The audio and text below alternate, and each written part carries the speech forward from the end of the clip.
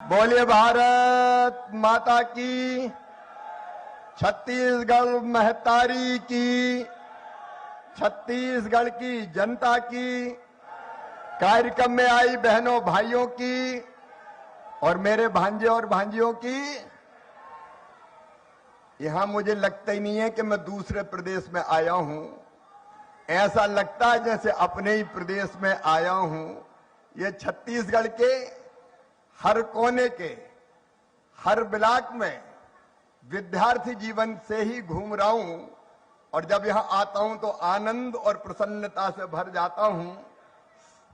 आज मंच पर विराजमान हमारे यशस्वी मुख्यमंत्री, जिनके नेतृत्व में छत्तीसगढ़ विकास की नई गाथा लिख रहा है, आदरणीय श्रीमान विष्णुदेव साय जी, ताली बजा के उनका अभिनंदन कीजिए। हमारे पूर्व मुख्यमंत्री, जिनने छत्तीसगढ़ के विकास में अतुलनीय भूमिका निभाई है और कोई कसर नहीं छोड़ी, चांवर वाले बाबा के नाम से जाने जाते थे और अब विधानसभा के आदरणीय अध्यक्ष आदरणीय डॉक्टर रमन सिंह जी, हमारे केंद्रीय मंत्री लोकप्रिय नेता आदरणीय तोखन साहू जी, हमारे माननीय उप मुख्यमंत्री और गृह और ग्रामीण विकास विभाग संभालने वाले आदरणीय श्रीमान विजय शर्मा जी, हमारे लोकप्रिय कृषि मंत्री, जमीन से जुड़े नेता आदरणीय राम विचार नेताम जी, माननीय मंत्री छत्तीसगढ़ शासन श्री दयालदास बंसल जी, टंकराम वर्मा जी, हमारी सांसद बहन रूप कुमारी चौधरी जी, भोजराज नाग जी, हमारे साथी मित्र अजय चंद्राकर जी, रामू रोहरा जी, यहाँ के महापौर बहन अरुणा जी। अब चूंकि समय की सीमा है और हम सब बेसब्री से इंतजार कर रहे हैं माननीय प्रधानमंत्री श्रीमान नरेंद्र मोदी जी को सुनने के लिए, इसलिए मंच पर विराजमान हमारे सभी आदरणीय वरिष्ठ नेता, पदाधिकारी, जनप्रतिनिधिगण, मेरे बहनों भाइयों और बेटे बेटियों, आप सबको दोनों हाथ जोड़कर प्रणाम, जय जोहार। सबसे पहले धमतरी की अधिष्ठात्री देवी अंगार मोती माता के चरणों में प्रणाम करता हूं। अंगार मोती मोरे दाई, वो तोर अंगना में बरत है जोत, तोर अंगना में बरत है ज्योति, माता को प्रणाम। जम्मू महतारी भाई बहन, प्यार बिना चैन कहाँ रे, प्यार बिना चैन कहाँ रे, सोना नहीं चांदी नहीं यार तो मिला, अरे प्यार कर ले। Explore 500+ design. भारत के बरत है जो देवी अंगार मोती माता के चरणों में प्रणाम करता हूं। अंगार मोती मोरे दाई, वो तोर अंगना में बरत है जोत, तोर अंगना में बरत है ज्योति, माता को प्रणाम। जम्मू महतारी भाई बहनों, मल्ला राम राम, आप सबको प्रणाम।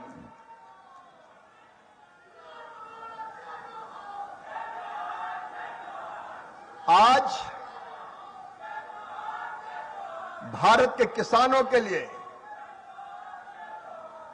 बड़े आनंद का दिन है।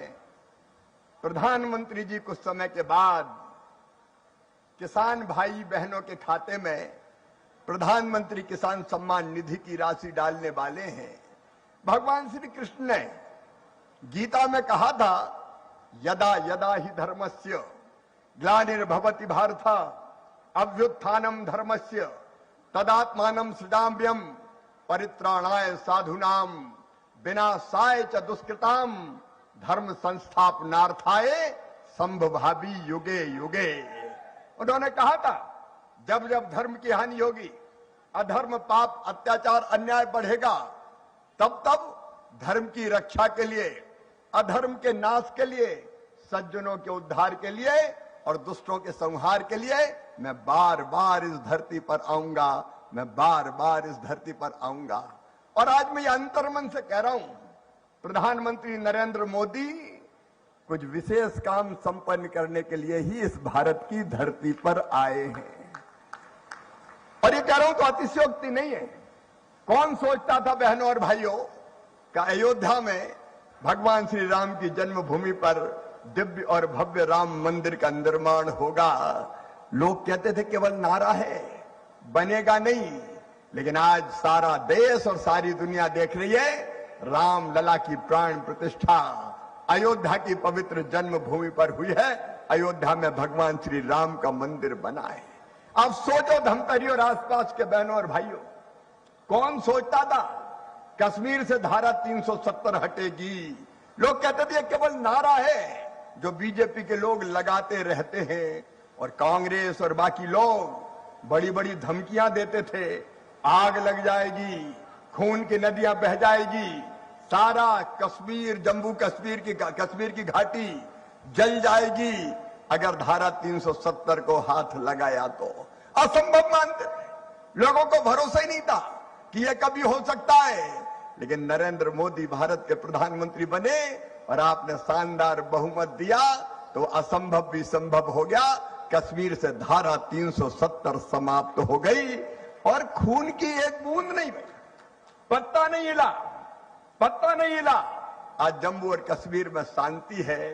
कौन कहता था कि मेरी बहनों को बार बार विपक्षी हमारे कहते थे कि संसद में 1/3 आरक्षण मिलना चाहिए लोकसभा विधानसभा के चुनाव के लिए भी, कोई नहीं कर पाया। लेकिन ये चमत्कार भी अगर किसी ने किया तो नरेंद्र मोदी जी के नेतृत्व में एनडीए की सरकार ने किया। और छत्तीसगढ़ के बहनों और भाइयों, आपने नक्सलवाद के दर्द को झेला है। कौन सोचता था कि वो दिन आएगा जब नक्सलवाद का अंत कर दिया जाएगा? नरेंद्र मोदी जी के नेतृत्व में, याद करो भारत के गृह मंत्री श्रीमान अमित शाह जी ने तारीख बता के ये कहा कि उस तारीख तक हम पूरी तरह से नक्सलवाद का अंत कर देंगे। और आज मैं ये कह रहा हूं, हमारे गृह मंत्री भी यहां बैठे, आज वो दिन आ गया है कि नक्सलवाद के ताबूत में अंतिम कील ठोक दी गई है। छत्तीसगढ़ की इस पवित्र धरा पर खून की नदियां नहीं बहेगी, गोलीबारी नहीं होगी, कोई भी इलाका विकास से अछूता नहीं रहेगा, नक्सलवाद पूरी तरह समाप्त होगा। विजय जी यहां बैठे, वो गए थे उस गांव और कहा था परिजनों को कि सरेंडर कर दें। लेकिन बहनों और भाइयों, भारतीय जनता पार्टी की सरकार का संकल्प है आतंकवाद नहीं चलेगा, नक्सलवाद नहीं चलेगा, देश में शांति, प्रगति और विकास का ही राज होगा। यह हमारा संकल्प है। और आज इस धरती पर मैं ये भी कह रहा हूं कि जिन्होंने जम्मू कश्मीर में, आपने जो दिल्ली की घटना हुई है विस्फोट की, जिनने जुर्रत की है वो दुनिया के किसी कोने में चले जाएं, धरती के अंदर भी जाएंगे तो खोज के उनको छोड़ेंगे नहीं, पूरा हिसाब किताब किया जाएगा, पूरा हिसाब किताब किया जाएगा। प्रधानमंत्री नरेंद्र मोदी जी के नेतृत्व में एक वैभवशाली, गौरवशाली, संपन्न, समृद्ध, शक्तिशाली भारत का उदय हो रहा है। एक विकसित भारत, एक आत्मनिर्भर भारत, एक ऐसा भारत जो दुनिया के सामने झुकता नहीं है, आंखों से आंख मिला के बात करता है। हमारे कृषि मंत्री यहां बैठे, भारत सरकार ने यह कह दिया, हमारे प्रधानमंत्री ने कह दिया, जो दुनिया में दादागिरी कर रहे थे उनसे, कि हमारे लिए राष्ट्रहित सर्वोपरि है। और किसान भाइयों, किसानों के हितों के साथ कोई समझौता नहीं होगा। किसान हित हमारे लिए सर्वोपरि है, किसान हित हमारे लिए सर्वोपरि है। और इसलिए किसानों के कल्याण की एक नहीं अनेकों योजना है। लेकिन आज बधाई दूंगा, 25 साल छत्तीसगढ़ को जन्मे, 25 वर्ष पूरे हो गए। अटल जी याद आते हैं, उनके चरणों में बारंबार प्रणाम, जिनने छत्तीसगढ़ बनाने का काम किया। और आज आप देख रहे हैं, बीच के 5 साल अगर छोड़ दें, जब कांग्रेस की सरकार आई थी, तो आप देखें छत्तीसगढ़ कैसे प्रगति और विकास के पथ पर जा रहा है। आज मुझे गर्व ये कहते हुए छत्तीसगढ़ वासियों, छत्तीसगढ़ अब पिछड़ा राज्य नहीं है। पहले डॉक्टर रमन सिंह जी के नेतृत्व में और अब हमारे लोकप्रिय मुख्यमंत्री विष्णुदेव साय जी के नेतृत्व में छत्तीसगढ़ अब देश के विकसित राज्यों की श्रेणी में शुमार हो चुका है। इसके लिए मैं छत्तीसगढ़ की जनता को बधाई देता हूं और सरकार का अभिनंदन करता हूं। यहां ऐसी सरकार भी आई जिसने भ्रष्टाचार की अति कर दी, कमीशनखोरी, दलाली, भ्रष्टाचार, बदले की भावना से काम करना। और उसके तो एक प्रधानमंत्री कहते थे, कांग्रेस के जो प्रधानमंत्री कभी थे वो कहते थे कि हम 1 रुपया भेजते हैं तो जनता के पास केवल 15 पैसा पहुंचता है। पहुंचता कैसे जनता के पास? खाने वाले कितने बैठे थे बीच में। लेकिन आज प्रधानमंत्री नरेंद्र मोदी अगर 1 रुपया डालते हैं तो पूरा 1 रुपया ही जनता के खाते में पहुंचता है। 1 नया पैसा इधर उधर नहीं होता। और आज जब 25 साल पूरा होने के इस अवसर पर मैं छत्तीसगढ़ की इस पवित्र धरा पर आया हूं तो ये प्रसन्नता भरी खबर कि प्रधानमंत्री जी के आशीर्वाद से केंद्र सरकार ने यह संकल्प लिया है कि छत्तीसगढ़ का पूरी तरह से विकास करने में हम कोई कसर नहीं छोड़ेंगे। अभी बता रहे थे विजय शर्मा जी, हमको लड़ाई लड़नी पड़ी थी कांग्रेस की सरकार में। उस सरकार ने, भूपेश बघेल जी की सरकार ने जो मकान भारत सरकार भेजती थी वो गरीबों तक नहीं पहुंचने दिए। भारत सरकार का पैसा रखा रहा, ये गरीबों का मकान बनाने आगे नहीं बढ़े। और भारत सरकार ने जो पैसा भेजा गरीबों के मकान बनाने में नहीं लगाया, उसको वापस कर दिया। आज मुझे कहते हुए गर्व है कि प्रधानमंत्री जी के नेतृत्व में हमने तय किया, मोर अधिकार, मोर आवास, मोर अधिकार। ये आंदोलन चला था छत्तीसगढ़ की धरती पर, भारतीय जनता पार्टी ने आंदोलन चलाया था। हमारा नेतृत्व बैठा है। लगभग 19 लाख मकान जो भूपेश बघेल की सरकार के कारण छत्तीसगढ़ की जनता को मिल नहीं पाए थे, आज मैं संतोष से ये कह रहा हूं कि वो 19 लाख मकान देने का काम प्रधानमंत्री जी के नेतृत्व में केंद्र की सरकार ने किया है। उन गरीबों के अब घर बन रहे हैं। लेकिन चिंता मत करना, केवल 19 लाख मकान नहीं, नया सर्वे भी हुआ है।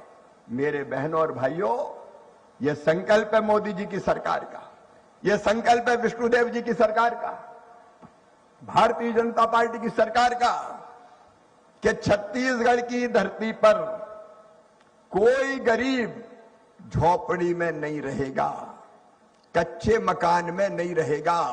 सबको पक्का मकान बनाने के पैसे दिए जाएंगे।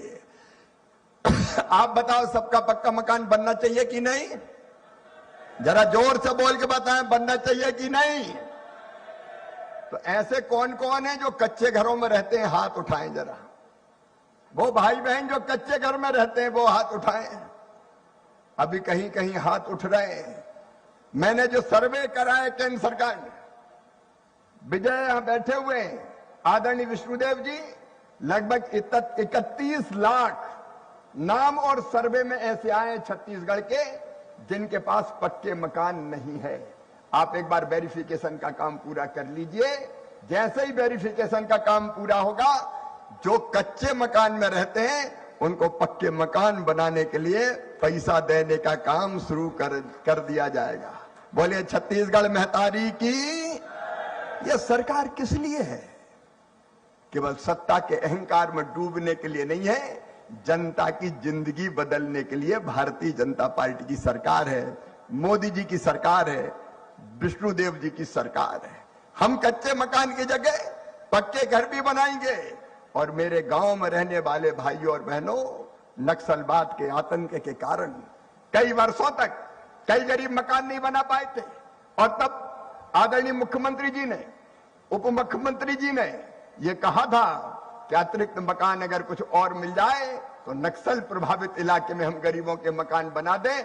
आपने 15,000 मकान का कहा था, वो 15,000 मकान नक्सलवाद प्रभावित इलाके में दे दिए गए हैं। और भी कोई रह गए हों तो आप चिंता मत करना, भारतीय जनता पार्टी की सरकार है, एक एक गरीब को मकान बनाने के लिए पैसा दिया जाएगा। और सड़कें, छत्तीसगढ़ की धरती पर कई गांव ऐसे थे जहां पक्की सड़कें नहीं थी। ग्रामीण विकास विभाग के मंत्री के नाते ये काम मेरी तरफ प्रधानमंत्री जी ने दिया है कि गांव में हम पक्की सड़कों का निर्माण करें। और आज 25 वर्ष पूरे होने पर जब छत्तीसगढ़ की इस पवित्र धरती पर मैं आया हूं तो एक सौगात आपको विष्णुदेव जी देने आया हूं। हमने ये तय किया है कि हमारे कुल मिलाके 780 गांव छत्तीसगढ़ के, उनको जोड़ने के लिए 2426 किलोमीटर सड़कों के लिए 2225 करोड़ रुपए दिए जाएंगे। वो स्वीकृति का पत्र आज मैं आदरणीय मुख्यमंत्री जी आपके लिए लेके आया हूं। हमका खाली हाथ क्या चलना, ये 2225 करोड़ रुपए की सड़कें, विजय जी आप भी आ जाए, आप मंत्री हैं विभाग के।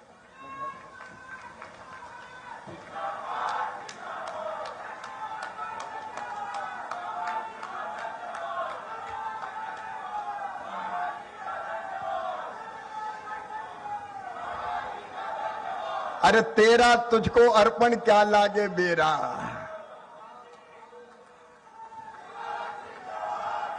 ये छत्तीसगढ़ के अधिकार है, छत्तीसगढ़ की जनता के अधिकार है, जो छत्तीसगढ़ की इस महान जनता को देने का हम काम कर रहे हैं। और आज प्रधानमंत्री जी के आशीर्वाद से ये वचन भी देता हूं कि कृषि विभाग हो और ग्रामीण विकास विभाग हो, जब छत्तीसगढ़ को जरूरत पड़ेगी पैसे की कमी नहीं आने दी जाएगी।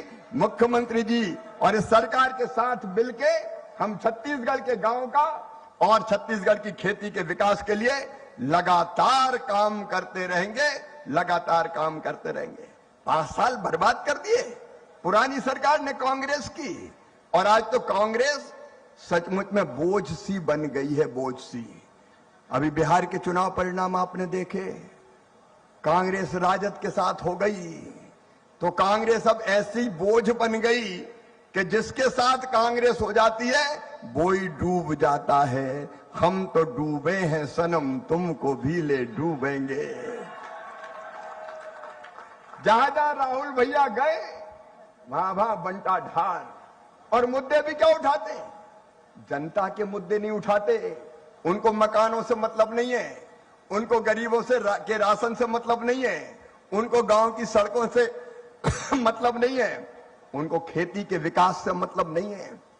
राहुल गांधी मुद्दा ले आए, SIR, voter list, SIR SIR, नारे लगाए, वोट चोर गद्दी छोड़, मां को अपमानित करने का काम किया।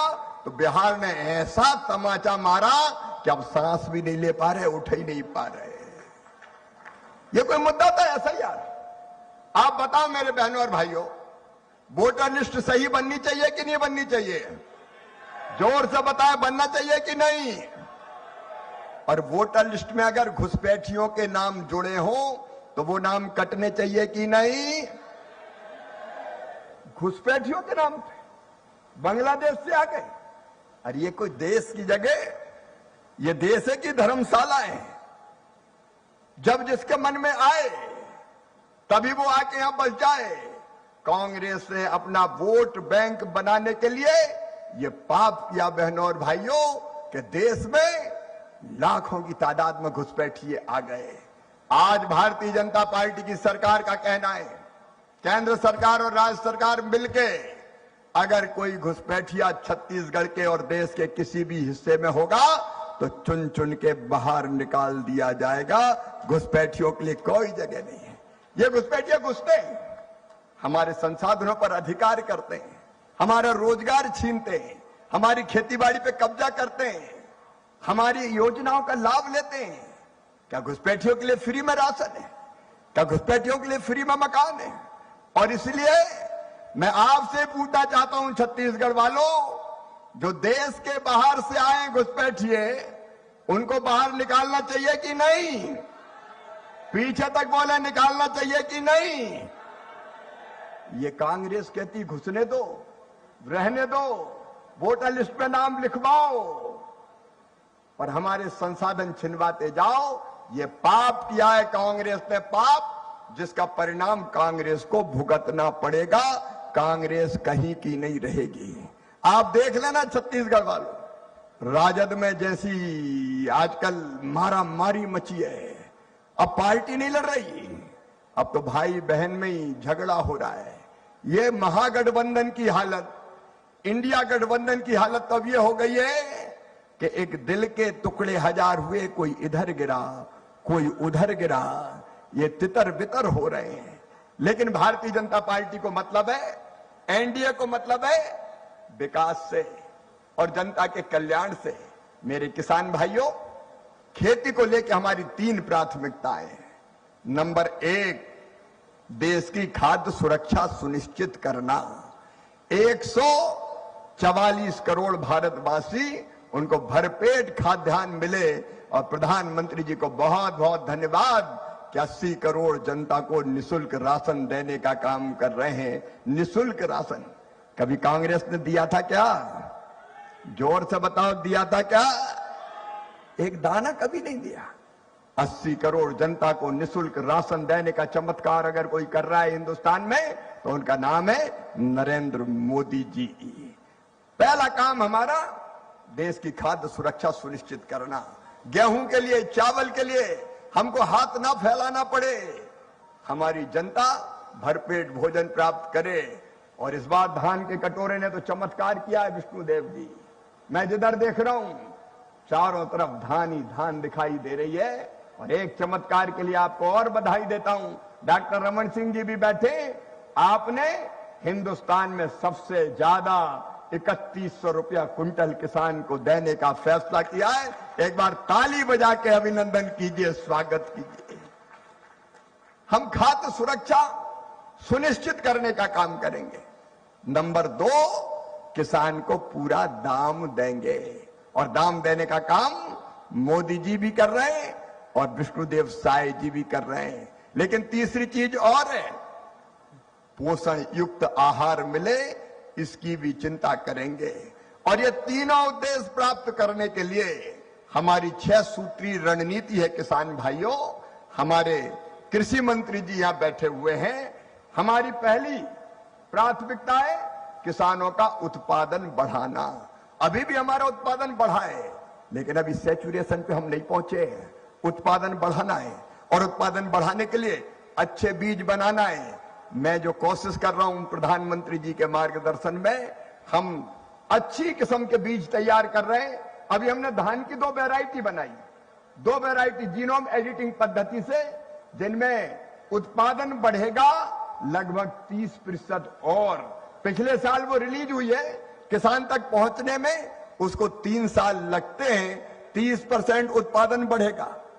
20 दिन पहले आ जाएगी, 20 दिन पहले, तो उससे एक सिंचाई का पानी बचेगा, कार्बन गैसों का उत्सर्जन कम होगा। तो 2 धान की ऐसी किस्में हमने तैयार की है। लेकिन केवल धान की नहीं, हम बाकी भी, सरसों की यहां बोनी काफी प्रारंभ हो गई है। हम सरसों के नए बीज बनाने का काम कर रहे हैं। दलहन छत्तीसगढ़ में बहुत अच्छा होता था, धीरे धीरे कम हो रहा है। लेकिन मैं अपील करना चाहता हूं मेरे किसान भाइयों, जहां दलहन की फसलें हो सकती है, चना, मसूर, तुअर, उड़द, मेरी आपसे अपील है आप चना, मसूर, उड़द, तुअर भी बोइए। मैं आज आपको ये कहने आया हूं कि जितनी दलहन की फसल आप पैदा करेंगे, पूरी की पूरी केंद्र सरकार खरीदेगी मिनिमम सपोर्ट प्राइस पे। हम एक दाना नहीं छोड़ेंगे। जितनी भी तुअर पैदा होगी 100% हम खरीदेंगे। जितनी उड़द पैदा होगी 100% हम खरीदेंगे। जितना चना पैदा होगा, मसूर पैदा होगी, उसको भी खरीदने का काम भारतीय जनता पार्टी की सरकार करेगी, क्योंकि हमको किसानों को अच्छे दाम देना है। और किसान भाइयों, अच्छे दाम मिले इसके लिए और भी हमने फैसले किए। एक फैसले के लिए आप प्रधानमंत्री जी का अभिनंदन कीजिए। आपको पता था हम पर टैरिफ और मांग उसमें यही थी कि किसान जो चीज हमारे पैदा कर रहे हैं उनको आने दो अमेरिका से। लेकिन प्रधानमंत्री जी ने कह दिया किसी भी कीमत पर समझौता नहीं होगा। किसान के हितों को मरने नहीं दिया जाएगा। हम किसी दबाव में नहीं आए, हम किसी के सामने नहीं झुके, क्योंकि हमको किसान को ठीक दाम देना है, उत्पादन की लागत घटे। इसलिए मैं आपको बताना चाहता हूं, यूरिया हो, डीएपी हो, जो खाद किसान भाइयों को दिया जा रहा है, वो यूरिया और डीएपी 296 रुपया की, 66 रुपया की यूरिया की बोरी की कीमत है 1700 रुपया, जिसको नरेंद्र मोदी जी की सरकार केवल 266 रुपया में देने का काम करती है, ताकि लागत घटे, लागत घटे, आपको सस्ता मिले। किसान क्रेडिट कार्ड पर लोन लगभग 10 लाख करोड़ रुपया अलग अलग लोन किसानों को मिलता है, कम ब्याज की दरों पर। संस्थागत ऋण बढ़ा के 25 लाख करोड़ हो गया है किसानों को, ताकि उनकी लागत घटने का काम हो। और तीसरा हमारा काम है उत्पादन के ठीक दाम, एमएसपी।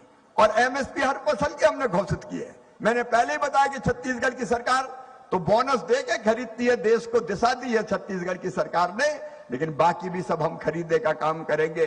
और चौथी चीज है किसान भाइयों, भगवान ना करे, लेकिन प्राकृतिक आपदा में अगर नुकसान हो जाता है तो किसान तबाह और बर्बाद हो जाता है। ओला, इल्ली, सूखा, पाला, असमय बारिश। इस बार बारिश के कारण कुछ जगह फसल खराब हुई है, लेकिन ऐसे में भी चिंता मत करना मेरे देश के किसान बहनों और भाइयों। प्रधानमंत्री किसान सम्मान निधि के साथ प्रधानमंत्री फसल बीमा योजना भी हमने बनाई है, और इसमें कई बदलाव किए। कांग्रेस के समय जो फसल बीमा योजना थी, उसमें तो यह बताया गया था कि बीमा की इकाई तहसील होगी। इसका मतलब क्या? एक किसान की फसल बर्बाद हो जाएगी, राहत की राशि नहीं मिलेगी। एक गांव के किसानों की फसल बर्बाद हो जाएगी तो भी राहत की राशि नहीं मिलेगी। पूरी तहसील की फसल जब तक बर्बाद ना हो जाए तब तक किसान को राहत राशि नहीं मिलेगी। इसका मतलब यह है कि एक किसान की फसल बर्बाद हो जाए तो वो भगवान से प्रार्थना करे कि भगवान सबकी बर्बाद कर दे। जब सबकी बर्बाद होगी तब मुझे मुआवजा मिलेगा। ये कांग्रेस की सरकार की योजना थी, लेकिन मोदी जी के नेतृत्व में हमने तय किया कि एक गांव की भी फसल बर्बाद होगी तो भी फसल बीमा योजना के रूप में मुआवजा देंगे, तब मुझे मुआवजा मिलेगा। ये कांग्रेस की सरकार की योजना थी, लेकिन मोदी जी के नेतृत्व में हमने तय किया कि एक गांव की भी फसल बर्बाद होगी तो भी फसल बीमा योजना के रूप में मुआवजा देंगे। और अब एक किसान की फसल भी बर्बाद होगी तो उसकी नुकसानी का भरपाई भी की जाएगी। आप बताओ, एक किसान की भी फसल बर्बाद हो जाए तो नुकसान की भरपाई होना चाहिए कि नहीं होना चाहिए? जोर से बताओ, होना चाहिए कि नहीं? और इसलिए एक किसान की फसल भी बर्बाद होगी तो अब कृषि मंत्री जी, नुकसान की भरपाई की जाएगी। ये फैसला फसल बीमा योजना में संशोधन करके हमने कर दिया है। और एक चीज और हमने की है, बीमा कंपनियां कई बार लंबे समय तक पैसे ही नहीं देती थी किसान को। अब ये तय कर दिया है कि जिस दिन क्लेम सेटल हो जाए, औपचारिकता पूरी हो जाए, उसके 20 दिन के अंदर बीमा कंपनी को किसान के खाते में पैसा डालना पड़ेंगे, और नहीं डाले तो 12% की दर से ब्याज देना पड़ेगा किसान को। जितनी देर करेगी 12% ब्याज देना पड़ेगा। ये कई हमने बदलाव किए हैं, कई तब्दीली की हमने फसल बीमा योजना के अंतर्गत, ताकि किसान को इसका पूरा लाभ मिल सके। इसकी कोशिश हमने की है। आज मैं जब चर्चा कर रहा था, छत्तीसगढ़ में मुझे बताया मैकेनाइजेशन की जरूरत है, अब मजदूर कम मिलते हैं, तो मैकेनाइजेशन का जो एक योजना है भारत सरकार की, उसके अंतर्गत भी हम किसानों को मशीनें और उपकरण देने का काम करते हैं। कम कीमत पर सब्सिडी पर, सामान्य तौर पर 45% सब्सिडी है जो हमारे सामान्य किसान हैं, लेकिन अगर छोटे किसान है तो 55% पैसा मशीन खरीदने के लिए केंद्र सरकार देगी। और एक बात और बताना चाहता हूं आपको, आज सब्जी और फल भी अब छत्तीसगढ़ में खूब पैदा हो रहे हैं। किसान को एक दर्द रहता है, और वो दर्द ये है कि हमारे गांव में तो सस्ता बिकता है, लेकिन जब हमारी फल और सब्जी बड़े शहरों में जाती है तो वहां दाम ज्यादा मिलता है। अगर टमाटर दिल्ली और बंबई में 40 रुपया किलो है तो गांव में केवल 20 रुपया किलो मिल पाता है किसान को। मैं आज कह रहा हूं कृषि मंत्री की हैसियत से, हमने एक योजना बनाई है और उस योजना में यह तय किया है कि आलू, प्याज, टमाटर इन 3 फसलों के लिए अगर कोई किसान अच्छे भाव के लिए गांव में सस्ता बिक रहा है, बड़े शहरों में महंगा है, तो अच्छे भाव के लिए वो बड़े शहर इसलिए नहीं जाता था कि ट्रांसपोर्टेशन का इतना खर्चा लग जाएगा, माल भाड़ा ट्रक लेके जाएगा कि मुनाफा होगा ही नहीं। तो हमने कृषि मंत्री जी, मुख्यमंत्री जी योजना बनाई है। राज्य सरकार अगर अपनी किसी संस्था के माध्यम से ऐसी सब्जियों को खरीदेगी और बड़े शहर में भेजेगी तो ट्रक का भाड़ा पूरा केंद्र सरकार चुकाएगी, किसान पर नहीं लगेगा। ये हमने इसलिए किया है ताकि ऐसे किसान हिम्मत करें बड़े शहरों में अपने उत्पादन को ले जाने के लिए। एक MIS योजना बनाई है, मार्केट इंटरवेंशन स्कीम।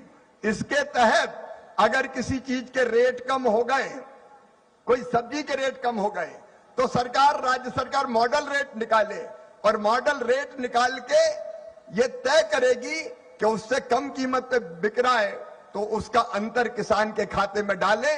वो योजना राज्य सरकार अगर स्वीकार करेगी तो 50% राशि केंद्र सरकार उसकी देगी, 50% राज्य सरकार देगी। इसका मतलब यह है कि किसान को जहां जरूरत पड़ेगी अच्छी कीमत के लिए, हमने सरकार आपके साथ खड़ी कर दी है ताकि आपको सस्ता ना बेचना पड़े। खेती के बारे में ये कभी कांग्रेस ने नहीं सोचा, कभी इंडी गठबंधन की सरकार ने नहीं सोचा। हम एक काम और कर रहे हैं, फसलों का विविधीकरण। छत्तीसगढ़ के बहनों और भाइयों, केवल परंपरागत फसलें नहीं, फूलों की खेती, फलों की खेती, सब्जियों की खेती, औषधि खेती, कृषि वानिकी, इसकी तरफ भी हमको बढ़ना पड़ेगा। और एक काम और जो अभी नया हमने किया है उसके बारे में भी मैं जनता को जानकारी देना चाहता हूं। एक हमने एकीकृत इंटीग्रेटेड फार्मिंग, एकीकृत खेती, क्योंकि बहनों और भाइयों अपने पास छोटे छोटे जमीन के टुकड़े हैं, 2 एकड़, 3 एकड़, 4 एकड़, 5 एकड़, बड़े फार्म हाउस तो सबके पास है नहीं। तो ऐसे में अकेले अनाज की खेती से उसका परिवार नहीं चल पाता, उसके परिवार के सामने संकट पैदा हो जाता है। और इसलिए हमने तय किया है, एक मॉडल बनाया है जिसको पूरे देश में प्रचारित कर रहे हैं कि वो खेती के साथ साथ पशुपालन, बकरी पालन, मछली पालन, मधुमक्खी पालन, अलग अलग काम करेगा। तो उसके लिए भी किसान को मदद करेंगे ताकि एक चीज से नहीं तो दूसरी चीज से उसकी आमदनी बढ़े और वो फायदे की खेती कर पाए, उसकी जिंदगी की गाड़ी ठीक ढंग से आगे बढ़ पाए। ये कोशिश मेरे बहनों और भाइयों हमने की है। जहां तक प्रधानमंत्री किसान सम्मान निधि का सवाल है, मेरे किसान भाइयों, अब तक 3,90,000 करोड़ रुपया प्रधानमंत्री जी किसानों के खाते में डाल चुके हैं। 3,90,000 करोड़ रुपया। और आज 9,000 किसानों के खाते में 18,000 करोड़ रुपए की राशि डाली जाएगी आज के दिन। आप बताओ, कांग्रेस की सरकारों ने, इंडी गठबंधन की सरकारों ने कभी किसानों के खाते में पैसे डाले क्या? अरे डाले क्या? तो एक बार जोर से बताओ ना, डाले क्या? उनने कभी नहीं डाले। प्रधानमंत्री जी लगभग 4,10,000 करोड़ रुपया डाल चुके हैं और छत्तीसगढ़ के किसान भाइयों को अब तक 10,282 करोड़ रुपया इसके पहले मिल चुके हैं। और आज भी उनके खाते में 41,85,000 किसानों के खाते में लगभग 500 करोड़ रुपया डाले जाएंगे। 500 करोड़ रुपया। कांग्रेस ने केवल बातें ही बातें की, कांग्रेस ने केवल चर्चा ही चर्चा की, कांग्रेस ने केवल भ्रम फैलाने की कोशिश की। लेकिन एनडीए की सरकार, बीजेपी की सरकार लगातार ये कोशिश कर रही है कि किसान की आमदनी बढ़ाने का कोई तरीका हम ना छोड़ें, कोई तरीका हम ना छोड़ें। हमने तय किया है, प्रधानमंत्री सूक्ष्म सिंचाई योजना के अंतर्गत हमने ये फैसला किया है कि ड्रिप और स्प्रिंकलर के लिए आप मेरी बात ध्यान से सुनना, ड्रिप और स्प्रिंकलर जो किसान अपने यहां लगा के सिंचाई करना चाहता है, क्योंकि नहर ये इलाका तो बहुत पहले से सिंचित है, यहां तो 100 साल से सिंचाई हो रही है और धमतरी के आसपास 2-2 फसलें लोग बहुत वर्षों से ले रहे हैं। लेकिन अब वो जमाना चला गया कि नहर पूरी खोल दी खेत में और खेत में पानी तलातल भर दिया। नहीं, अब हर बूंद पानी की कीमती है, इसलिए पर ड्रॉप मोर क्रॉप, उसके अंतर्गत भी सब्सिडी पर 55% तक की सब्सिडी पर किसानों को ड्रिप और स्प्रिंकलर देने का काम भी किया जाएगा, ताकि छोटा किसान भी अपने खेत में ड्रिप और स्प्रिंकलर के माध्यम से ढंग से खेती का काम कर पाए। कम पानी में ज्यादा सिंचाई, यह हमारा लक्ष्य है। दूसरी तरफ ग्रीन हाउस और पॉली हाउस बनाने के लिए भी हमने सब्सिडी देने का फैसला किया है, क्योंकि ओपन में खेती नहीं, कई बार रोग ज्यादा उसमें आते हैं, पैदावार कम होती है। अगर वो ग्रीन हाउस में खेती करता है, पॉली हाउस में खेती करता है, तो ग्रीन हाउस और पॉली हाउस बनाने में पैसा ज्यादा लगते हैं। इसलिए किसान भाइयों, प्रधानमंत्री जी के नेतृत्व में ये तय किया है एनडीए की सरकार ने कि ग्रीन हाउस और पॉली हाउस बनाने के लिए भी आपको सब्सिडी देने का काम किया जाएगा, ताकि छोटा किसान भी ग्रीन हाउस और पॉली हाउस बना सके। एक जानकारी और मैं आपको देना चाहता हूं, जितने भी हमारे किसान हैं, कई बार वो ये शिकायत करते थे, फसलों में अगर नुकसान हो गया तो नुकसान कौन आदमी लिखेगा, पटवारी या राजस्व विभाग का कोई आदमी लिखेगा। और आदमी जब लिखता है और उसके मन में अगर बेईमानी आ जाए तो किसी का कम लिख दिया, किसी का ज्यादा लिख दिया, गड़बड़ भी कर दी, ये शिकायत आती थी। लेकिन अब ये शिकायत पूरी तरह से समाप्त हो जाएगी, क्योंकि हम हर किसान की फार्मर आईडी बना रहे हैं। फार्मर आईडी अब तक लगभग 5 करोड़ किसानों की फार्मर आईडी बनाई जा चुकी है, किसानों की पहचान। उसमें क्या होगा, उस फार्मर आईडी में मान लीजिए आपका नाम रामलाल है, तो रामलाल की जमीन कौन सी, वो होगी उसमें, खसरा कौन सा, वो होगा उसमें, फिर उसने फसल कौन सी बोई, ये उसमें अपलोड होगा, धान बोई की और कोई फसल बोई।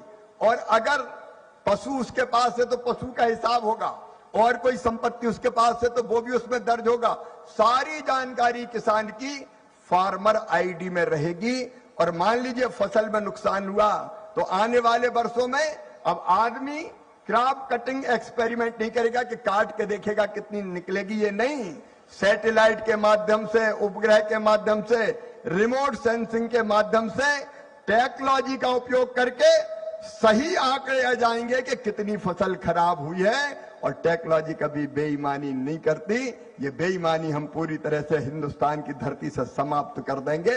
जिसका जितना नुकसान उतना रिमोट सेंसिंग के माध्यम से आ जाएगा, ताकि किसान को उसके नुकसान की भरपाई ठीक ढंग से की जा चुके। डिजिटल कृषि इंफ्रास्ट्रक्चर ये हमारी सरकार ने किसान भाइयों और बहनों बनाने का काम किया है। और इस ढंग से आप देखेंगे तो कृषि हो चाहे ग्रामीण विकास, मेरी बहनें आज बड़ी संख्या में बैठी है, इस तरफ भी बहनें बैठी है। बहनों, एक निवेदन मैं करना चाहता हूं छत्तीसगढ़ की सरकार को, बहुत बहुत बधाई महतारी बंधन योजना के लिए। आपने लाखों बहनों की जिंदगी बदलने का काम किया है। महिला सशक्तिकरण का जो काम छत्तीसगढ़ की धरती पर हुआ है, अलग अलग राज्यों ने उसका अनुकरण करने का काम किया है। ये महतारी बंधन योजना, जिसके अंतर्गत हर महीने मेरी बहनों को पैसा मिल रहा है, और इस योजना ने, लाडली बहना जैसी योजना ने महिलाओं का आत्मसम्मान पूरे हिंदुस्तान में बढ़ा दिया है। इस योजना के बाद हमने कई बहनों से पूछा आपकी जिंदगी में क्या फर्क आया, तो कई बहनें बोली हमारे घर में ही हमारी इज्जत बढ़ गई, मान सम्मान बढ़ गया, पैसा आते हैं तो पतिदेव भी ढंग से बोलते हैं, कहते हैं पप्पू की मम्मी ठीक तो हो, क्या हाल है तुम्हारे, इसके पहले नहीं पूछते थे। और अब तो सास भी कहने लगी है बहू कैसी हो, तुम भी रोटी में घी लगा लो, पैसा तो आ ही रहे हर महीने। बहनों की आत्मसम्मान बढ़ा, बहनों की इज्जत बढ़ी है। लेकिन केवल यहीं तक हम रुकने वाले नहीं हैं। बहनों सुनना, प्रधानमंत्री जी के नेतृत्व में लखपति दीदी अभियान चल रहा है, और मैं छत्तीसगढ़ की बहनों को भी ये कहना चाहता हूं, ग्रामीण विकास मंत्री भी बैठे, आजीविका मिशन के माध्यम से स्व सहायता समूहों के माध्यम से हम हर बहन की आमदनी बढ़ाएंगे और छत्तीसगढ़ की भी हर एक बहन को लखपति बनाएंगे, लखपति बनाएंगे। कोई बहन गरीब क्यों रहे, उसकी आंखों में आंसू क्यों होने चाहिए?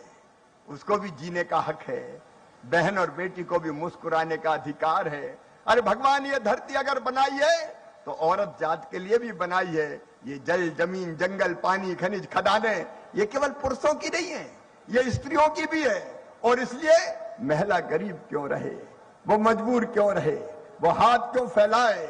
इसके लिए एक तरफ महतारी बंधन जैसी, लाडली बहना जैसी योजनाएं और दूसरी तरफ लखपति दीदी अभियान। मैं छत्तीसगढ़ सरकार को बधाई दूंगा। लगभग 4.5 लाख लखपति दीदी छत्तीसगढ़ की धरती पर आप बना चुके हैं और 8 लाख से ज्यादा आपने टारगेट तय किया है। लेकिन आने वाले समय में हमारी कोशिश ये होगी कि कोई भी बहन गरीब नहीं रहे। हर एक बहन की आमदनी 1 लाख रुपया साल से ज्यादा हो जाए। बताओ मेरी बहनों, मैं तुमसे पूछ रहा हूं, किसी बहन को गरीब रहना चाहिए क्या? जोर से बोलो ना, बहनें जोर से बोले कि गरीब रहना चाहिए क्या? कोई बहन गरीब नहीं रहेगी। मोदी जी प्रधानमंत्री है, भारतीय जनता पार्टी की सरकार है, बहनें लखपति बनेंगी और आगे बढ़ के एक नई सृष्टि की रचना वो करेंगी। मनरेगा के माध्यम से भी छत्तीसगढ़ वासियों, अभी हमने लगभग 2200 करोड़ रुपए की राशि यहां दी है और मुख्यमंत्री जी ने और विजय जी ने यह कहा था कि छत्तीसगढ़ में तो मकान बहुत बन रहे हैं, 19 लाख मकान बन रहे हैं।